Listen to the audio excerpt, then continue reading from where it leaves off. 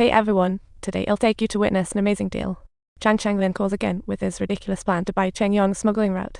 After a night of thought, after weighing pros and cons, Cheng Yong changed his mind. He had a son to support, so he suggested a dinner. At the party, he declared he'd stop selling medicine. Smiles froze. The price will soar to 11,000 per bottle. Subtitles, however, the people at the scene still insisted on buying at the price of 3,000, unaware that he intended to sell the agency rights to Cheng. Yong was instantly infuriated, exclaiming, "Am I some kind of snake oil salesman? How can I take care of so many people?" I'm just upstream having a chuckle. What am I supposed to do about Cheng and Xero and the others? Besides, isn't it me who risked my life to bring the drugs back?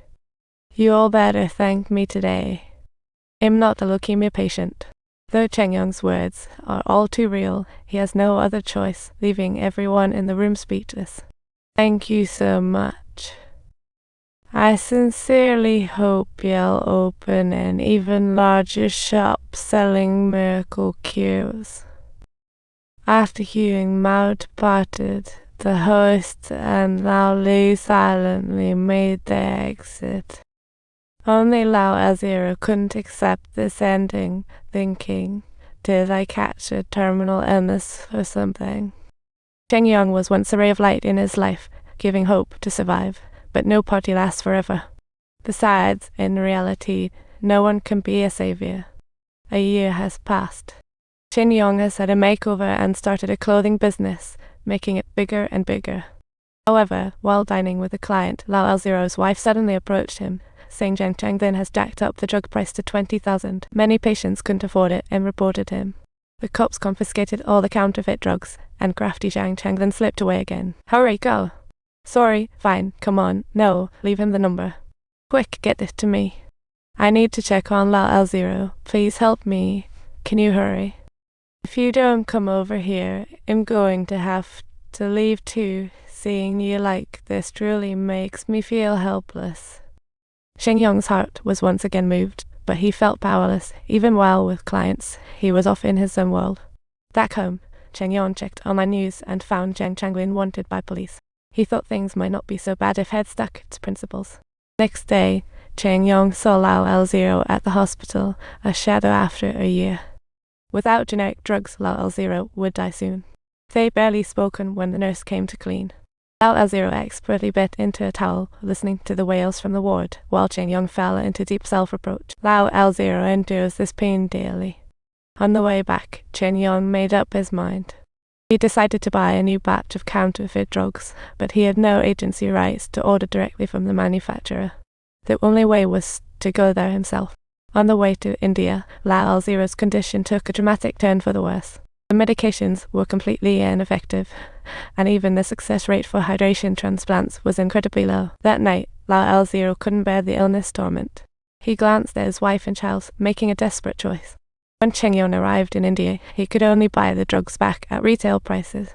As soon as he left the pharmacy, people in the street were spraying disinfectant, looking thoughtful. At that moment, he lowered the handkerchief covering his mouth, as if signifying a change within him. Once upon a time, Cheng Yong risked arrest to bring hope to leukemia patients. But now, out of fear of being caught, he destroyed this hope with his own hands. Back home, he found out that Lao Zero had passed away. Out of guilt, he left some money for his siblings. As he was leaving, fellow patients gathered at the entrance, their eyes filled with hope. Faced with their eager gazes, Cheng Yong couldn't look them in the eye, choosing instead to lower his head further. Alone on the stairs, Yong saw Cheng Yong, tears in his eyes as he ate Lao Zero's favorite oranges. This scene moves many. Cheng Yong returned to India to find the drug counterfeiter's boss. He was told that the licensed drug company was suing the Indian government in a bid to stop them from producing counterfeit drugs. If they lost the case, the Indian generics could vanish forever. The boss assured him that for now, he could still supply the goods. Later on, Cheng Yong found Yong and expressed his desire to continue selling drugs, hoping Yong could lend him a hand. But Hugh and Mao had already formed a prejudice against him, so he was naturally hesitant to trust him again. At night, Cheng Yong summoned all group admins to the clothing factory to compile patient lists. Starting next week, he'll keep selling drugs, but only for past patients. Keep quiet. Let's just keep it quiet. I don't want to end up in jail. How much can you all hold out for? 500. Before long, the price of 500 per bottle had reached Hugh and Mao's ears, and he went to find Cheng Yong without saying a word. He directly grabbed the medicine box right out of Cheng Yong's hand and assisted him in moving all the goods. Then the two arrived at the seaside by the dock. Gone home. No, I want they think him dead. Maybe later. You're not dead, right? This is just the morning. You should go home and check. By the way, I shaved my head early on. Your hair looks really scary. Are you looking down on me or what? Yes, I did, in the past. Cheng Yong's transformation impressed Hugh and Mao. It felt like their relationship was back to the beginning.